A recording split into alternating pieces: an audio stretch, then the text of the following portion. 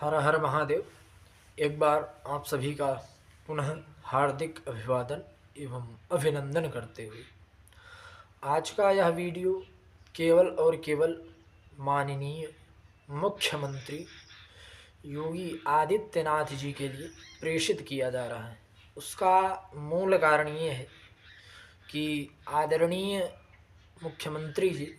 यद्यपि आप तक हमारा यह छोटा सा प्रयास पहुंच सका तो हम अपने आप को कृतकृत्य समझेंगे, क्योंकि सबसे बड़ा कारण ये है कि हालांकि अभी तो मैं बहुत कोई श्रेष्ठ नहीं हूँ, लेकिन फिर भी एक विद्यार्थी ही हूँ। एक विद्यार्थी होने के नाते, जैसा कि आदरणीय मुख्यमंत्री जी हमने विगत वर्षों में या विगत रचनाओं में या विगत लेखों में या विगत पुस्तकों में हमने अध्ययन में पाया कि जब जब हमारे भारतवर्ष में महामारी या तरह तरह की कोई आपदा या विपदा प्रकाशित होती थी तो उस समय समस्त व्यक्तियों का संरक्षण करने के लिए भगवती गौ महारानी सबसे अग्रसर रहती थी और वो ही सभी का रक्षण करती थी, है ना। तो मूलतः वर्तमान समय में यद्यपि आदरणीय मुख्यमंत्री जी हम आप देखें या समझने का थोड़ा सा प्रयास करें तो कुछ समस्याएं यह उत्पन्न हुई हैं कि जो गौ माता हमारे सृष्टि की आधार हैं, वेद पुराण शास्त्र के आधार पे और भी कई आधार पे वह श्रेष्ठ ही है। चूँकि आदरणीय यद्यपि हम आप समझें तो थोड़ा सा देखा जाए वर्तमान समय में या पूर्व समय में थोड़ा सा जाके देखिए, जब किसी के यहाँ किसी बालक का जन्म हो, चाहे वह हिंदू का बालक हो चाहे मुस्लिम क्रिश्चियन किसी का भी बालक हो, गौ माता जब अपने दूध से किसी का रक्षण करती हैं तब वो यह नहीं देखती कि ये हिंदू का बच्चा है या मुस्लिम का बच्चा है या किसका, है ना, तरह तरह की बातें। तो माननीय आदरणीय जी, हम आपसे निवेदन करना चाहेंगे कि जो समस्याएं चल रही हैं, चूँकि मैं मानता हूँ आपके द्वारा जितने भी कार्य किए जा रहे हैं, प्रयागराज का महाकुंभ से लेके हर एक कार्य आपका सराहनीय ही नहीं अति सराहनीय, यानी 2 बार अति सराहनीय लगा है ना। इस आधार पे आपके सभी कार्य अति श्रेष्ठ हैं। लेकिन मैं आपसे केवल और केवल, चूँकि आप हमारे राजा हैं, है ना, प्रजा जब कहीं से थक हार जाती है तो केवल और केवल राजा से अनुरोध कर सकती, अपील कर सकती है ना। तो इस आधार पे हम आपसे अपील, अनुरोध, निवेदन ये करना चाहते हैं कि वर्तमान समय में जैसा कि देखा जा रहा है कि गौ माता तरह तरह स्थानों पे इधर उधर टहल रही है ना। देखिए आदरणीय जी, टहल रही हैं, बड़ी अच्छी बात है, लेकिन वर्तमान समय में लोग खेतों का संरक्षण करने के लिए गौ माता की परवाह इसलिए नहीं कर रहे हैं क्योंकि भाई जब अगला कोई अपनी गऊ को या अपने यहाँ के किसी भी जानवर को छोड़ता है तो अगले के यहाँ यद्यपि नुकसान करेंगे तो अगला अपना प्रबंधन करेगा, ये बड़ी साफ सी बात है ना। ये हमें मान है, अर्थात हम इसको मानते हैं कि ये बात जायज है ना। लेकिन मूल रूप से यद्यपि आदरणीय जी देखा जाए तो कहीं न कहीं यह समझने को प्राप्त होता है कि लोग अपने खेतों में तार बांध रहे हैं। कोई कोई तार इतने कटीले होते हैं कि यद्यपि गौ माता को लग जाए तो शायद गौ माता का बचना भी संभव ना हो, है ना। और आदरणीय जी, आज से विगत कुछ वर्षों के पूर्व हमने फेसबुक के माध्यम से एक वीडियो अवश्य ही पोस्ट किया था। उस समय गऊ की दशा बड़ी ही अवांछनीय रही है, अर्थात उसको मैं अपने वक्तव्य से प्रकट नहीं कर सकता हूँ, क्योंकि आदरणीय जी हम सभी ब्राह्मण हैं और ब्राह्मण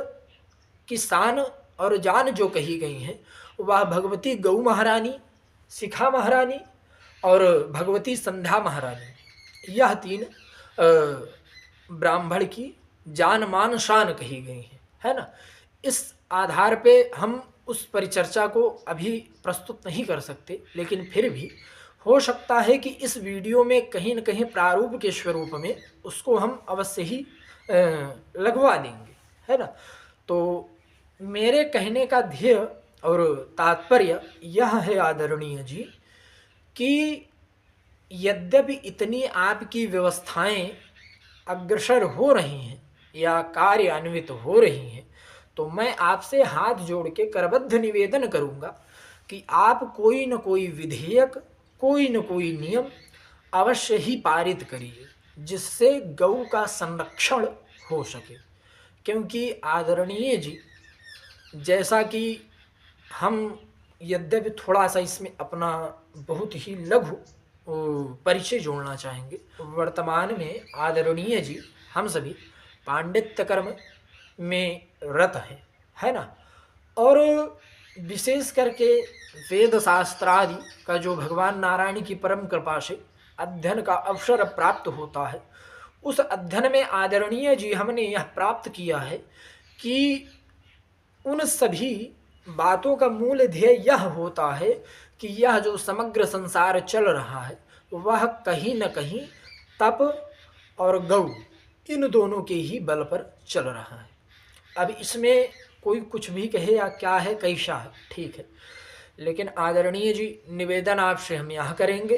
कि हम सभी तो आपके समक्ष केवल और केवल एक प्रजा की भांति ही निवेदन कर सकते हैं। जैसा कि अभी कई क्षेत्रों में परिभ्रमण करने के अवसर पे यह प्राप्त हुआ कि लोग खेतों में करंट इत्यादि के भी तार लगा रहे हैं। कहीं कहीं ऐसे भी तार हैं कि जिनको